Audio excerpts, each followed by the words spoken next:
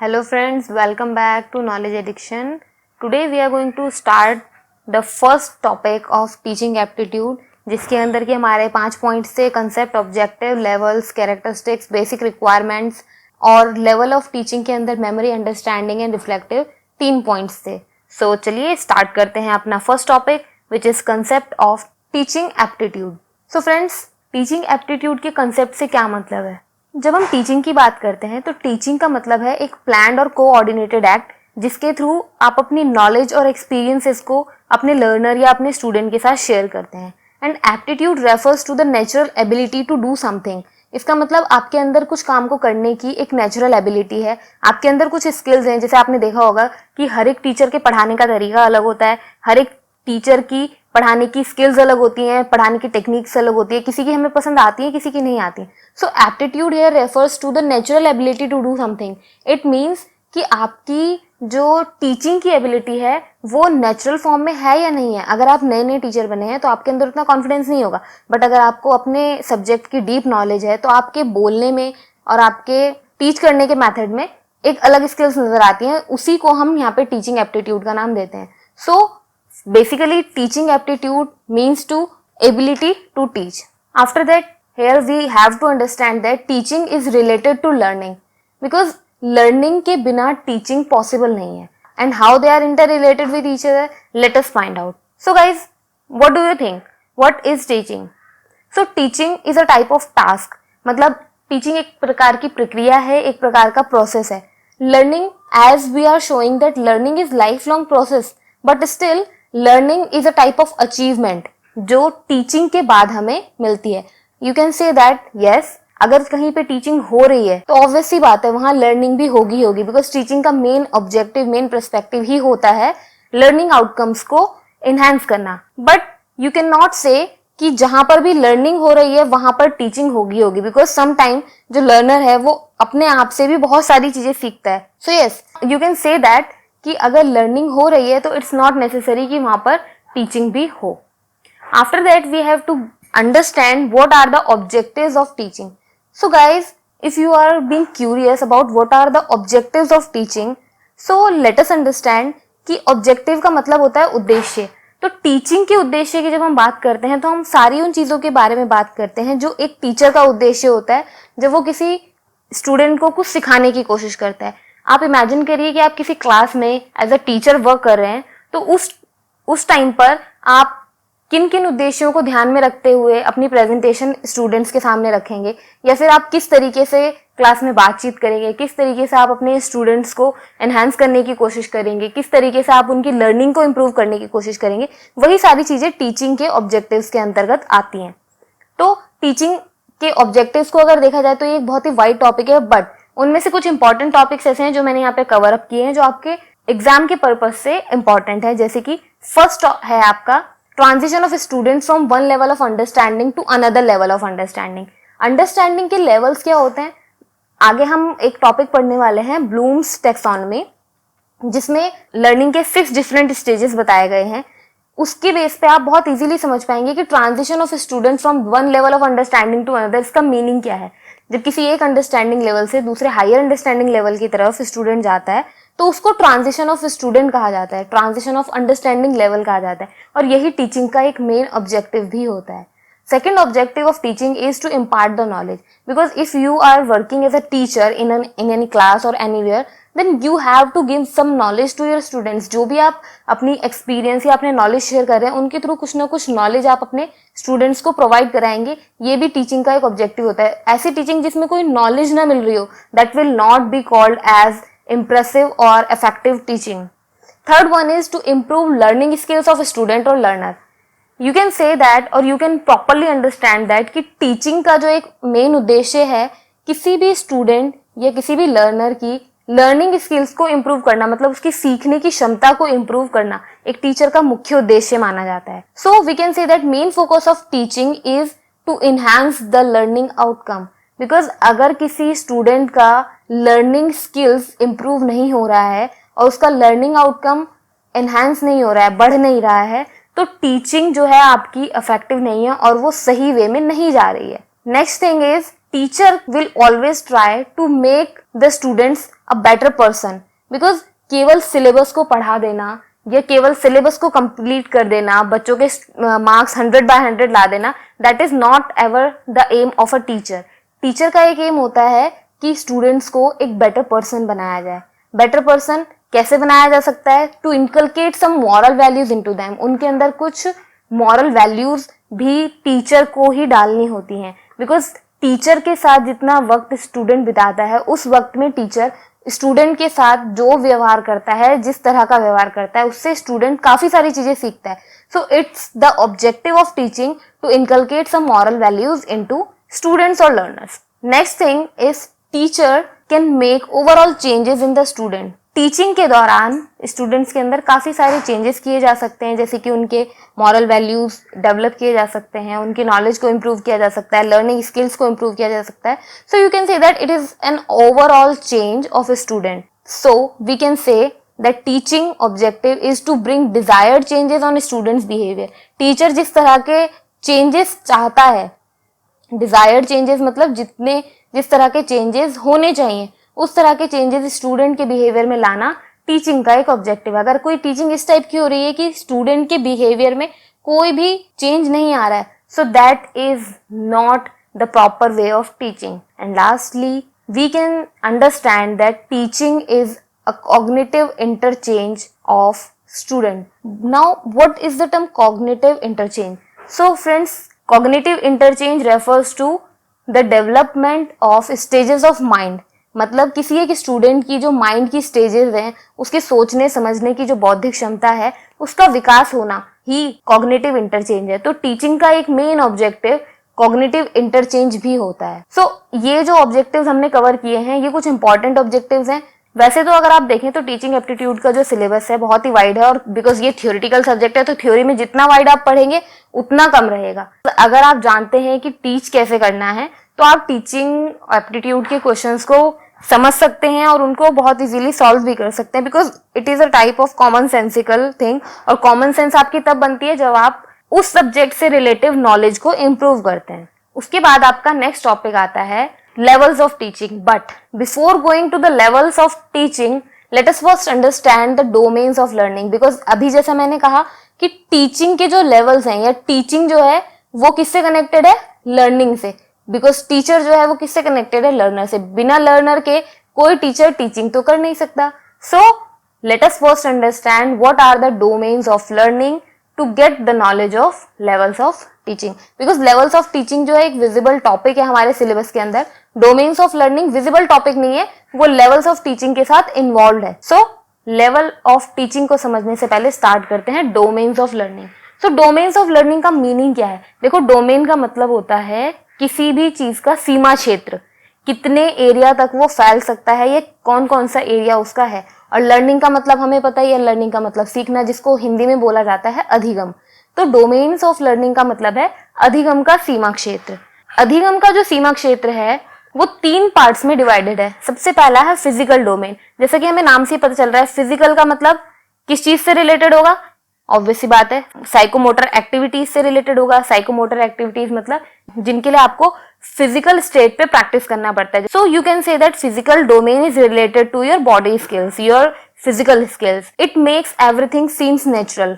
जब आप physical domain में किसी भी चीज को लर्न करते हैं, फिजिकल डोमेन के अंदर किसी भी चीज को सीखते हैं, तो एक टाइम के बाद आपको उन चीजों से रिलेटेड कुछ भी काम करते हुए एक्स्ट्रा माइंड कॉन्शियसली लगाने की जरूरत नहीं होती. फॉर एग्जाम्पल, आप अगर देखें, अगर आपने साइकिल चलाना सीखा है तो जिस वक्त आप साइकिल चलाना सीख रहे हैं उस वक्त आपको कंसंट्रेशन की बहुत ज्यादा जरूरत है. आपको अपना पैर मूव करना है, वो भी आपको ध्यान में रखना है. आपको हैंडल को मैनेज करना है, वो भी आपको ध्यान में रखना है. बट जब आप उसको प्रॉपरली सीख जाते हैं और वो आपके फिजिकल डोमेन में आप लर्न कर चुके होते हैं, उसके बाद आप साइकिल चलाते चलाते अपने साथ वाले से बात भी कर सकते हैं, या फिर आप इधर उधर भी देख लेते हैं सड़क पे चलते हुए, और आपकी साइकिल डिसबैलेंस नहीं होती. तो इस टाइप की लर्निंग जो है उसको फिजिकल डोमेन में लर्न करना कहा जाता है. Second type of learning is affective domain learning. So affective domain learning किस चीज से रिलेटेड है? फ्रेंड्स, अफेक्टिव डोमेन लर्निंग जो है वो रिलेटेड है वैल्यूज से, वो रिलेटेड है इमोशंस और एटीट्यूड से. जितने भी बार आपके सामने कोई एक टाइप की सिचुएशन आती है, उस टाइप की सिचुएशन में आपको माइंड से सोचने की जरूरत नहीं पड़ती कि हमें रिएक्ट कैसे करना है। फॉर एग्जाम्पल याद करिए, अगर कभी आपके साथ ऐसा हुआ हो कि आपने किसी बच्चे को रोते हुए देखा और उसको देखकर आपको रोना आ गया, तो अगर कभी आप उसके साथ खुद को कनेक्टेड फील करते हैं, किसी के पेन में आप खुद को कनेक्टेड फील करते हैं, तो उस कंडीशन में आपको सोचने की जरूरत नहीं पड़ती कि सामने वाला अगर दुखी है तो हम उसको देख के रोना है या खुश होना है। अचानक से हमारा जो सेंस है वो ऐसा हो जाता है कि उसको रोता हुआ देख के हमारी भी आंखों में आंसू आ जाते हैं। तो ये जो अफेक्टिव डोमेन लर्निंग है, अफेक्टिव डोमेन लर्निंग भी बहुत इंपॉर्टेंट होती है। अफेक्टिव डोमेन में जो भी चीजें इंसान सीखता है वो उसके वैल्यूज, उसके इमोशंस और उसके एटीट्यूड से रिलेटेड होती हैं। और अफेक्टिव डोमेन की जो लर्निंग है वो इंट्रिंसिकली मोटिवेटेड रहती है। इंट्रिंसिकली मोटिवेटेड का मतलब क्या है? अंदरूनी रूप से मोटिवेटेड। उसके लिए आपको किसी को बाहर से बोलने की जरूरत नहीं है कि तुम ऐसा सीखो या ऐसा है, बिकॉज हमारे जो इमोशंस है, हमारा जो एटीट्यूड है, ये सब चीजें हमारे अंदर से आती हैं। उसके लिए हमें फिजिकली बाहर से किसी को सीखना नहीं पड़ेगा कि नहीं अगर कोई रो रहा है तो उसे देख के तुम्हें भी दुखी होना है। ये हमारा इंटरनल होता है, इसलिए इसको इंट्रिंसिकली मोटिवेटेड कहा जाता है। थर्ड डोमेन ऑफ लर्निंग आता है आपका cognitive domain. So friends, you can guess कि जैसे ये फिजिकल डोमेन है जो कि आपके बॉडी स्किल्स से रिलेटेड है, अफेक्टिव डोमेन है जो कि आपके वैल्यूज और इमोशन से रिलेटेड है, तो कॉग्निटिव डोमेन क्या है? जो थर्ड और लास्ट ऑप्शन आपका बचा है जिसके थ्रू आप सीख सकते हैं, and that is related to your mind. So what is the meaning of term cognition? Because अगर हम कॉग्निशन वर्ड को समझ पाए तो कॉग्निटिव डोमेन में किस टाइप से लर्निंग होती है वो हम बहुत इजीली समझ पाएंगे। You can understand like this, cognition is a process of thinking. जब भी हम कहीं पे भी सोचने का प्रोसेस करते हैं तो उस टाइम पे जो एक्टिवेशन रहता है वो एक्टिवेशन किसका रहता है? माइंड का। सो प्रोसेस ऑफ थिंकिंग किसके बेस पे होता है? माइंड के बेस पे। So that's why cognition term is related to mind. और माइंड से जब भी हम किसी चीज को सोचेंगे, समझेंगे, तब कुछ काम करेंगे तो वो किससे रिलेटेड होगा? हमारे नॉलेज से रिलेटेड होगा। सो कॉन्शियस इंटेलेक्चुअल एक्टिविटी मतलब कि ऐसी एक्टिविटीज जिनमें आपको काम करने के लिए माइंड से पहले सोचना समझना पड़ता है, उसके बाद आप रिएक्शन करते हैं। So basically cognitive domain is related to conscious intellectual activities. जितनी भी एक्टिविटीज में आपको सोचना पड़ेगा, समझना पड़ेगा, माइंड यूज करके काम करना पड़ेगा, वो सभी की सभी कॉग्निटिव डोमेन के अंतर्गत आएंगी। इस कॉग्निटिव और कॉग्निशन से रिलेटेड कुछ लेवल्स डिफाइन किए गए हैं American educational psychologist Benjamin Bloom के द्वारा, जो कि 1952 में दिए गए थे, जिसका फर्स्ट स्टेज बताया था उन्होंने नॉलेज, सेकंड स्टेज एक्सप्लेन किया गया था by the word comprehension, third stage was named as application, fourth stage was of analysis, fifth stage was of synthesis and sixth stage was of evaluation. Cognition को अगर हम properly समझ गए हैं तो अब हम समझ सकते हैं कि कॉग्निटिव इंटरचेंज का मतलब क्या है। देखो, कॉग्निशन में ये 6 स्टेप्स ब्लूम ने बताए थे और इन 6 स्टेप्स को अगर आप ध्यान से देखो तो इनके नाम से आपको काफी कुछ चीजें समझ में आ जाएंगी। नॉलेज मतलब जो किसी भी टाइप का आपको बेसिक नॉलेज है किसी भी चीज की। कॉम्प्रिहेंशन में वो सारी चीजें अंडरस्टैंडिंग बेस पे। नॉलेज में केवल वो चीजें भी आ सकती हैं जो आपने केवल रोट लर्निंग के थ्रू याद की है, मतलब केवल आपको याद है नॉलेज में। कॉम्प्रिहेंशन में उन चीजों की आपको अंडरस्टैंडिंग भी है। एप्लीकेशन का मतलब आप उनको अप्लाई करने में भी सक्षम हो। एनालिसिस मतलब आप एनालाइज कर पा रहे हो, देख पा रहे हो कि वो चीजें कहाँ से आई हैं, कैसे आई हैं, एनालिसिस है। सिंथेसिस उसमें से कुछ नया निकाल सकते हो। और इवेल्युएशन मतलब आप उसका इवेल्युएट कर सकते हो कि कितना उसमें हुआ, क्या सही है, क्या गलत है, ये सारी चीजें इवेल्युएशन में आएंगी। तो अगर आप ध्यान से देखें तो ये माइंड के बढ़ते हुए स्टेजेस हैं। जिस टाइप से आपका माइंड वर्क करता है उसी टाइप से ये चीजें एक एक स्टेप बाय स्टेप बढ़ रही हैं। और अगर आप देखें कॉग्निटिव इंटरचेंज, जो अभी हमने पीछे टर्म यूज करा था फॉर टीचिंग, तो कॉग्निटिव इंटरचेंज का मीनिंग क्या हुआ?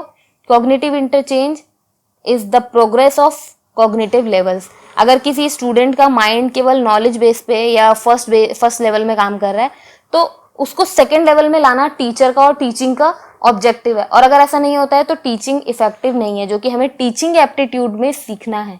सो cognitive interchange which is termed as teaching is basically the progress of cognitive levels, and hence the cognitive interchange is termed as the objective of teaching.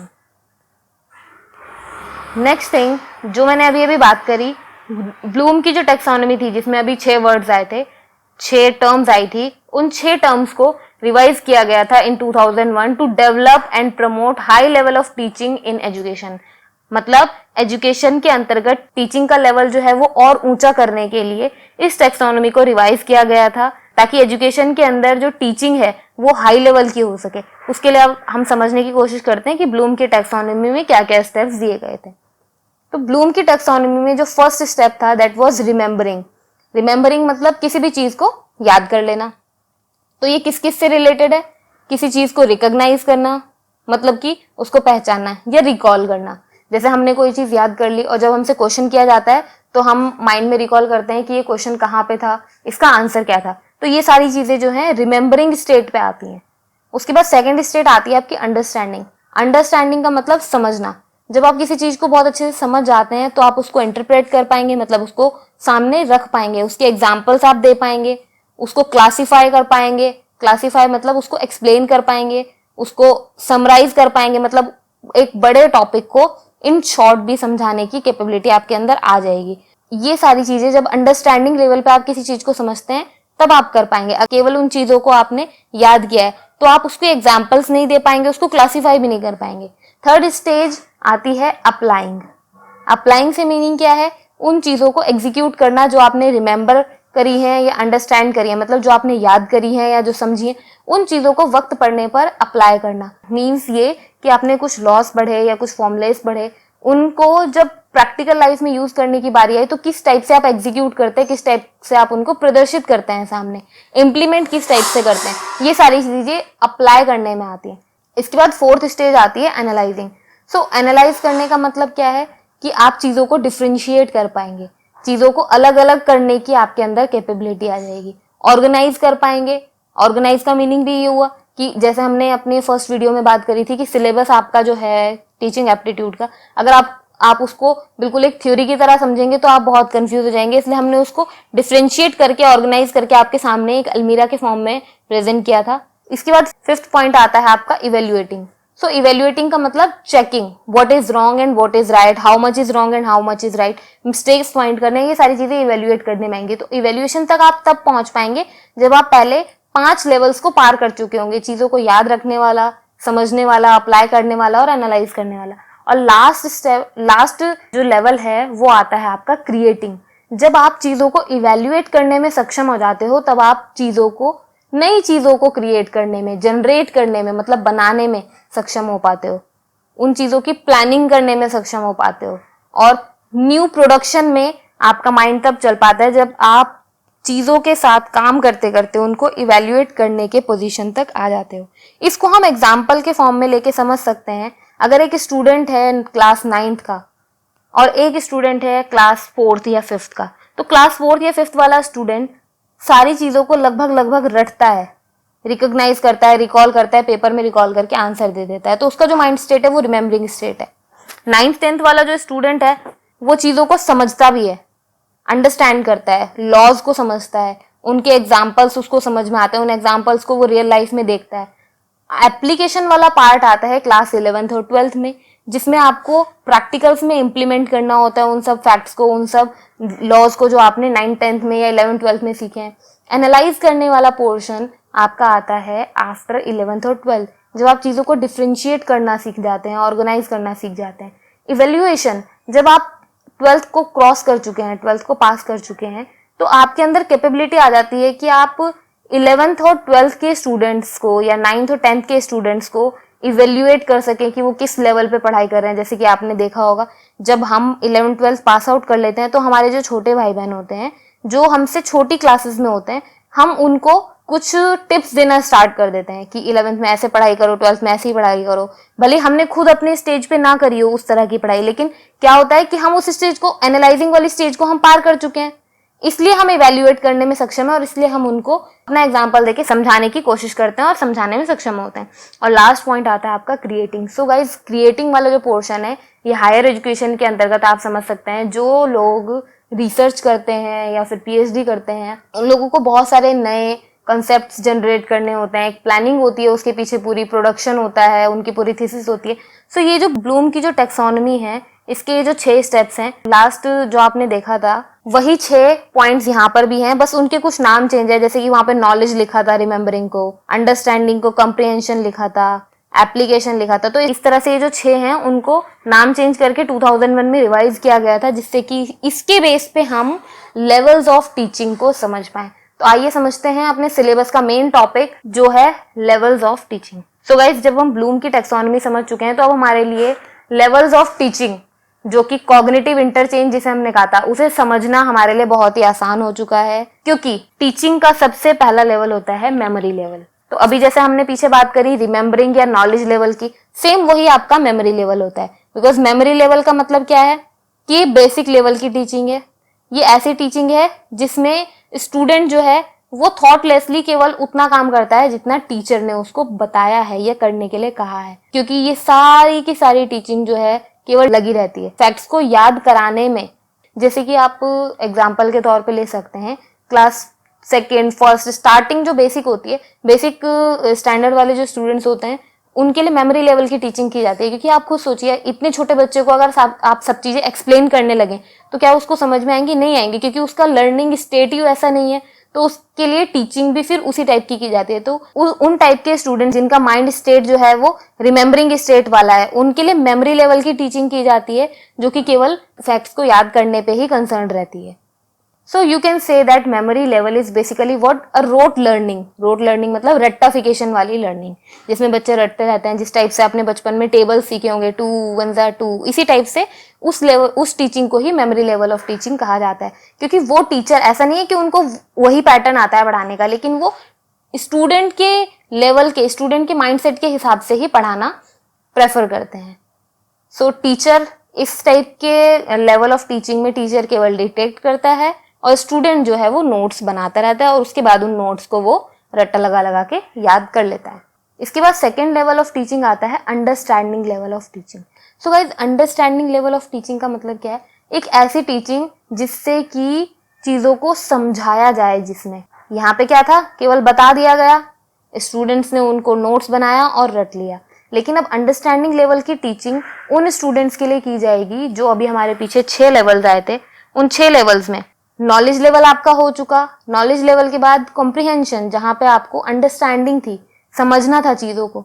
तो जिन students का mind state knowledge level का है उनके लिए memory level teaching, जिनका comprehension level का है mind state, जिनकी लर्निंग कॉम्प्रिहेंशन लेवल के लिए, उनके लिए अंडरस्टैंडिंग लेवल ऑफ टीचिंग काम करती है, जो कि थोड़ी सी हाई लेवल ऑफ टीचिंग होती है।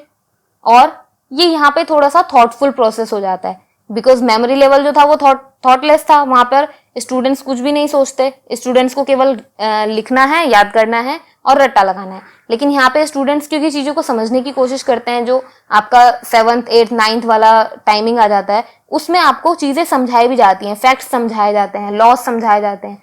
तो यहाँ पर आपको बहुत सारा एक्सप्लेनेशन मिलता है। जो भी आपको पढ़ाया जाएगा मटेरियल, जो भी टॉट मटेरियल होगा, उसका बहुत लंबा एक्सप्लेनेशन आपको समझाया जाएगा, बहुत सारे एग्जाम्पल्स दिए जाएंगे। So that's why understanding level of teaching को हम एक्सप्लेनेटरी लेवल भी कहते हैं। अंडरस्टैंडिंग लेवल ऑफ टीचिंग में बेसिकली हो क्या रहा है कि आप टॉपिक को प्रॉपरली अंडरस्टैंड करने की, यानी कि समझने की कोशिश करते हैं। इसके बाद थर्ड लेवल ऑफ टीचिंग आता है आपका reflective level of teaching. So guys, reflective level of teaching, जैसे कि अभी हमने देखा, ये हाई लेवल पे आ चुका था अंडरस्टैंडिंग लेवल, तो रिफ्लेक्टिव लेवल जो है वो हाईएस्ट लेवल ऑफ टीचिंग है, जिस टीचिंग के थ्रू स्टूडेंट या लर्नर चीजों को एनालाइज भी कर सकता है और इवेल्युएट भी कर सकता है, जो ब्लूम्स की टैक्सोनॉमी में आपका 4th और 5th पॉइंट था, एनालाइजिंग और इवेल्युएटिंग। जब हम एक्सप्लेनेटरी लेवल की बात करते हैं तो वहाँ अंडरस्टैंड करने के साथ साथ वो अप्लाई भी कर सकता है उन चीजों को, बट रिफ्लेक्टिव लेवल में हाईएस्ट लेवल है और वहां पर एनालाइज और इवेल्युएट कर सकते हैं चीजों को, क्योंकि यहाँ पे रिफ्लेक्टिव लेवल में हम एनालाइज कर रहे हैं, मतलब देख रहे हैं, उनका संश्लेषण विश्लेषण कर रहे हैं। इसका मतलब इस लेवल को एक्सप्लोरेटरी लेवल कहा जाएगा, जहां हम एक्सप्लोर करने की कोशिश कर रहे हैं, ढूंढने की, खोजने की कोशिश कर रहे हैं चीजों को। यहाँ पर जब हम चीजों को खोजने की कोशिश करेंगे तो कुछ न्यू आइडियाज को भी हम क्रिएट कर सकते हैं in the level of reflective level of teaching. इसके बाद हम बात करते हैं कॉन्सेप्ट ऑफ एजुकेशन या मॉडल्स ऑफ टीचिंग की। गाइस, ये टॉपिक आपका विजिबल फॉर्म में सिलेबस में नहीं दिया है, बट इस टॉपिक से काफी सारे क्वेश्चंस नेट के एग्जाम में पूछे जाते हैं। यहाँ पे मैं इसका एक छोटा सा इंट्रोडक्शन दे रही हूँ और इसको हम नेक्स्ट वीडियो में डीप में पढ़ेंगे। So guys, concept of teaching या मॉडल्स ऑफ टीचिंग में 3 मॉडल्स आते हैं, पेडागोजी, ह्यूटागोजी और एंड्रागोजी। तो पेडागोजी जो है वो स्टूडेंट्स, जो बहुत छोटे स्टूडेंट्स हैं, उनके लिए किस टाइप के मॉडल्स होने चाहिए टीचिंग के, वो 3 टाइप का बताया गया है, कॉग्निटिविज्म, कंस्ट्रक्शनिज्म और बिहेवियरिज्म। मतलब बुद्धि के स्तर पर, कंस्ट्रक्शन के स्तर पर और उनके व्यवहार के स्तर पर 3 टाइप की थ्योरीज हैं, 3 टाइप के मॉडल्स हैं जो पेडागोजी के अंदर हमको पढ़ने हैं। सेकेंड टाइप की आपकी जो मॉडल है टीचिंग की वो है ह्यूटागोजी, जिसके बारे में बहुत कम बात की जाती है। ये बेसिकली लर्नर बेस्ड होता है पूरा का पूरा। और जो एंड्रागोजी है ये लर्नर प्लस टीचर दोनों के साथ चलता है। पेडागोजी वाला जो है पूरा का पूरा टीचर बेस्ड होता है। तो इस कॉन्सेप्ट और मॉडल्स को हम नेक्स्ट वीडियो में समझने की कोशिश करेंगे। अभी के लिए हम समझते हैं कि टीचिंग के नेचर और कैरेक्टरिस्टिक्स क्या क्या होते हैं। तो गाइस, टीचिंग के नेचर, जैसे अभी हम टीचिंग के बारे में बहुत सारी चीजें पढ़ चुके हैं, तो हम कुछ चीजें यहाँ पे गेस भी कर सकते हैं। वो यहाँ पे इस वीडियो में मैंने समराइज किया है ताकि आपको नोट्स के पर्पज से और नेट के एग्जाम के पर्पज से कुछ इंपॉर्टेंट पॉइंट्स, कीवर्ड्स आपको याद रह जाएं। सो गाइस, टीचिंग के लिए सबसे इंपॉर्टेंट चीज, एज वी नो, कि टीचर और लर्नर 2 होते हैं। So teaching is a bipolar process in generally teaching जो है बाइपोलर प्रोसेस होता है, जिसमें टीचर और लर्नर 2 कंपोनेंट होते हैं। बट एक्चुअल में टीचिंग का जो नेचर है वो ट्रायडिक है, जिसमें टीचर, लर्नर और टीचिंग मटीरियल तीनों इन्वॉल्व होते हैं। बिकॉज टीचिंग मटीरियल के बिना क्या टीच करना है, कैसे टीच करना है, तो टीचिंग इफेक्टिव हो ही नहीं सकती। सो ट्राइपोलर प्रोसेस है ये अकॉर्डिंग टू बीएस ब्लूम। और अभी जस्ट थोड़ी देर पहले हमने 3 लेवल ऑफ टीचिंग पढ़े हैं, तो उसी की वजह से इसको ट्राइपोलर कहा गया है। उसके बाद next is teaching is a logical process. Logical कैसे? It is planning, presentation and evaluation. तो इन 3 प्रोसेस की वजह से इसको लॉजिकल प्रोसेस कहा गया है, क्योंकि प्लानिंग अपने आप में एक लॉजिकल चीज है।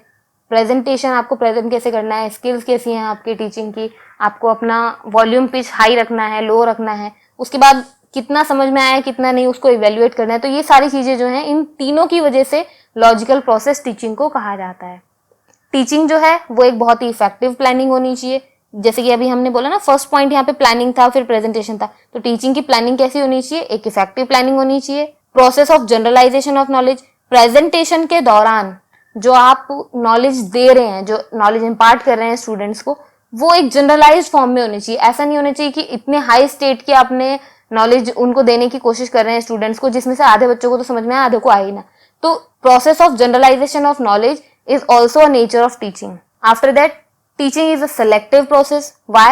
Because presentation के टाइम पे काफी सारी चीजें हमें छोड़ देनी होती हैं जो हम ऑलरेडी प्लान करके आए हैं उसके बावजूद भी। बिकॉज एनवायरमेंट कैसा है, स्टूडेंट्स का मूड कैसा है, स्टूडेंट्स को इंटरेस्ट आ रहा है या नहीं आ रहा है, उन सब चीजों के बेस पे ड्यूरिंग द क्लास बहुत सारे टॉपिक्स आपको छोड़ने पड़ते हैं। सो that's why teaching is selective in nature. Teaching is positive in nature because teaching आपको बहुत सारे ऐसे पॉइंट्स समझाएगी जिससे आपका पॉजिटिव इंप्रूवमेंट होगा, कॉग्निशन इंप्रूवमेंट होगा। Teaching is progressive because teaching का एक मेन एम था जो अभी हमने पढ़ा, कॉग्निटिव इंटरचेंज।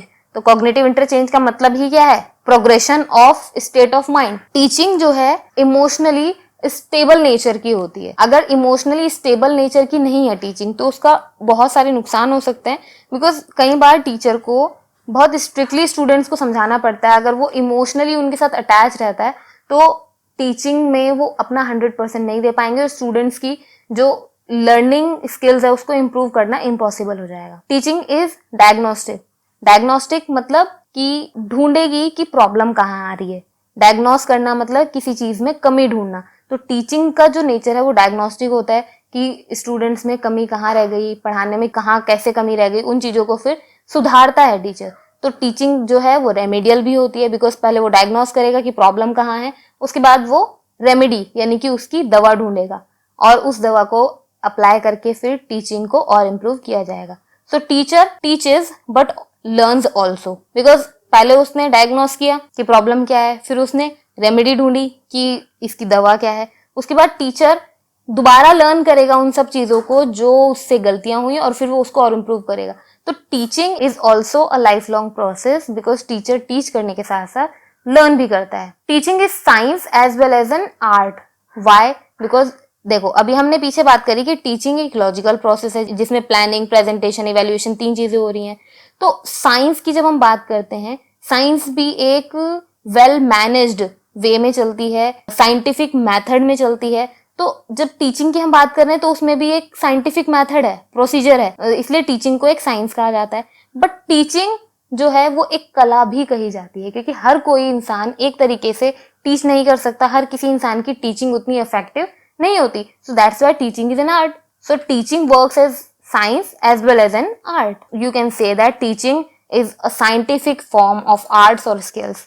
अपने आर्ट्स और स्किल्स को प्रेजेंट करने का जो साइंटिफिक फॉर्म है उसी को टीचिंग कहा जाता है। So these are some natures and characteristics of teaching जो एग्जाम पर्पज से आपके लिए इंपॉर्टेंट है। वैसे तो अगर आप देखें तो सिलेबस बहुत वाइड है, और सिलेबस छोड़िए, टीचिंग जो कॉन्सेप्ट है, टीचिंग कॉन्सेप्ट एक आपका कॉमन सेंसिकल टॉपिक है। तो जितना ज्यादा आप इसको प्रैक्टिकली ऑब्जर्व कर पाएंगे उतना ज्यादा आप इसके बारे में समझ पाएंगे। इसके बाद हमारा नेक्स्ट और लास्ट टॉपिक आता है आज का, that is basic requirements of teaching. So guys, basic requirements का मतलब क्या होता है? देखिए, अगर टीचिंग प्रोसीजर के अंदर आप देखेंगे तो रिक्वायरमेंट्स तो आपकी बहुत सारी है, बट यहाँ पे हम बात कर रहे हैं बेसिक रिक्वायरमेंट्स की, जो कि हमें सिलेबस में दी गई है। तो बेसिक रिक्वायरमेंट्स में सबसे पहले आपके कुछ इंडिपेंडेंट वेरिएबल आती है जो टीचिंग के लिए इंडिपेंडेंट वेरिएबल की तरह काम करते हैं। तो टीचिंग प्रोसेस में इंडिपेंडेंट वेरिएबल की तरह काम करते हैं teachers, because teachers are not dependent on anything in the process of teaching. Second जो रिक्वायरमेंट आती है, they are known as dependent variable, and obviously they are students. Students dependent कैसे हैं और टीचर इंडिपेंडेंट कैसे हैं?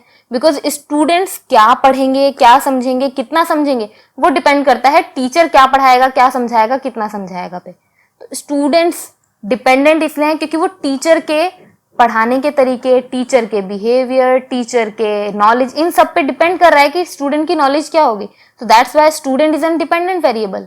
बट टीचर की knowledge students पे तो डिपेंड नहीं करती। टीचर्स की नॉलेज जो है वो स्टडी मटेरियल पे भी डिपेंड नहीं करती, क्योंकि स्टडी मटेरियल तो टीचर ही क्रिएट करता है।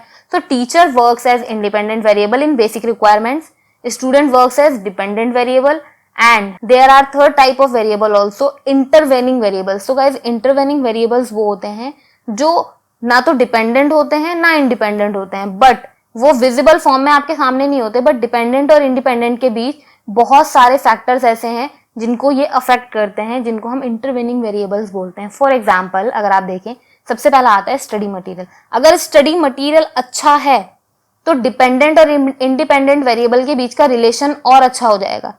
बट स्टडी मटेरियल अगर अच्छा नहीं है तो टीचर और स्टूडेंट के बीच में बहुत सारी दिक्कतें आ सकती हैं, जिसकी वजह से ये जो बेसिक रिक्वायरमेंट्स हैं ये पूरी नहीं होंगी। Second type of intervening variable is environment.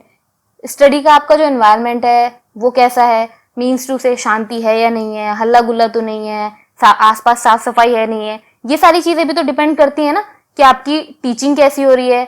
Because teacher भले ही कितना भी अच्छा है, अगर आपके क्लासरूम के जस्ट बगल में डीजे बजा दिया जाए तो ऑब्वियस सी बात है स्टूडेंट्स का माइंड डाइवर्ट हो जाएगा और उनका ध्यान नहीं लग पाएगा। सो environment is also an intervening variable in basic requirements of teaching. Third point is relationship. What do you mean by relationship? Relationship का मतलब है टीचर स्टूडेंट के बीच का रिलेशन।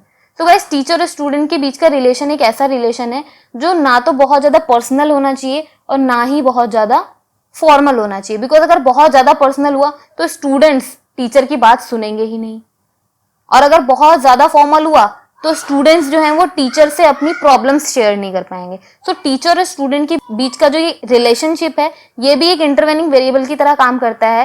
बिकॉज टीचिंग की जो बेसिक रिक्वायरमेंट है, बेसिक रिक्वायरमेंट और basic जो ऑब्जेक्टिव है टीचिंग का कि लर्निंग आउटकम को एनहांस करना है, लर्निंग आउटकम को इम्प्रूव करना है, वो इस टीचर स्टूडेंट रिलेशनशिप के ऊपर डिपेंड करता है। आप एग्जाम्पल के तौर पे समझ सकते हैं, आपके लर्निंग टाइम पर कोई ना कोई टीचर आपका ऐसा जरूर रहा होगा जिसके साथ आपके रिलेशंस बहुत अच्छे रहे होंगे, वो पढ़ाता भी अच्छा होगा, उसके साथ आप अपनी प्रॉब्लम्स भी शेयर कर सकते होंगे। लेकिन कोई कोई टीचर ऐसे रहे होंगे जो पढ़ाते तो बहुत अच्छा है लेकिन उनके साथ आपका रिलेशन इतना अच्छा नहीं है, वो इतने अच्छे से आपकी प्रॉब्लम्स को सॉल्व नहीं कर पाते, वो केवल अपने स्टडी मटेरियल को पढ़ाते हैं और उसके बाद उनका नेचर कुछ इस टाइप का होता है कि क्योंकि वो स्टूडेंट्स के साथ तो रिलेशन उनका इनफॉर्मल है नहीं, बहुत ज्यादा फॉर्मल रिलेशन है, तो स्टूडेंट्स उनसे क्वेश्चंस नहीं पूछ पाते।